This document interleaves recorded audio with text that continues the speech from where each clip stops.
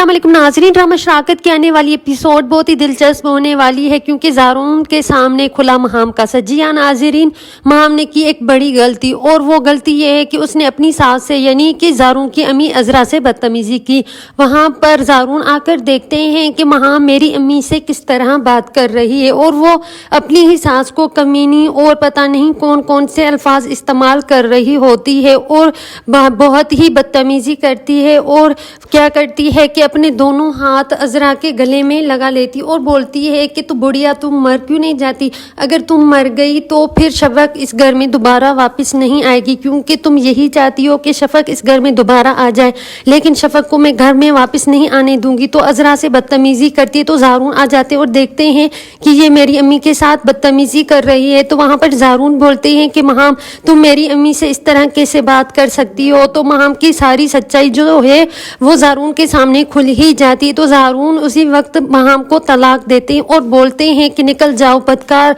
लड़की हो तुम, मेरे घर में तुम्हारी कोई जगह नहीं और मैंने तुम्हारी वजह से अच्छी लड़की को यानी कि शफक को घर से निकाल दिया, लेकिन अब ये गलती मैं सुधारूंगा और अपनी बीवी को घर में वापस लेकर आऊँगा। और यहाँ पर महाम चिल्लाती और बोलती है कि ज़ारून तुम ऐसा नहीं कर सकते और तुम शफक को इस घर में नहीं लाओगे और मैंने कौन सी बदतमीज़ी की है, बदतमीज़ी तो आपकी अम्मी ने मेरे साथ की है। तो वहाँ पर ज़ारून बोलते हैं कि मैंने अपनी आंखों से देखा और कानों से सुना किस तरह तुम मेरी अम्मी से बदतमीज़ी कर रही थी और तुम्हारे दोनों हाथ मेरी अम्मी के गले में थे, ये नहीं था और क्या था। तो वहाँ पर महाम मुकर जाती और बोलती है कि ज़ारून एक बार मेरी बात पर यकीन करें, जो तुमने देखा वो सब झूठ है। लेकिन यहाँ पर ज़ारून को आ जाता है बहुत ही गुस्सा। तो वहाँ पर ज़ारून क्या करते हैं कि डिवोर्स पेपर लेकर आते हैं और बोलते हैं कि अभी के अभी इस पर साइन करो और मुझे तलाक दो। तो वहाँ पर महाम बोलती है कि मैं मर जाऊंगी लेकिन तलाक तो नहीं दूंगी क्योंकि तुम मेरे शोहरों में बेइंतहा मोहब्बत करती हूँ और आज तक जो भी गलतियां की हैं वो मैंने तुमको पाने के लिए की। यहाँ पर शफक परेशान होती है कि काश ज़ारून एक बार आ जाए और मैं उसे माफ़ कर दूंगी और उसके साथ चली जाऊंगी, लेकिन यहाँ पर राशिद है जो बहुत दिन ब दिन उसकी हरकतें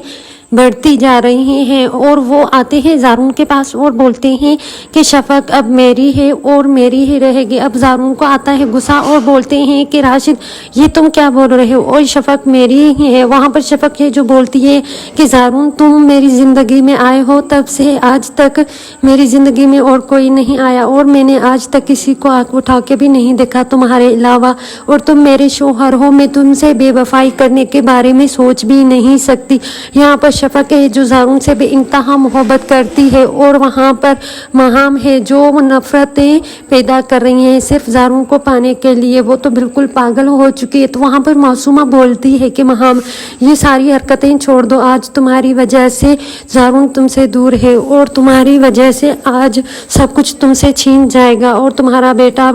अब ज़ैन भी तुम्हारे पास नहीं है और कोई भी तुम्हें नहीं पूछेगा। अगर ऐसी हरकतें रही तो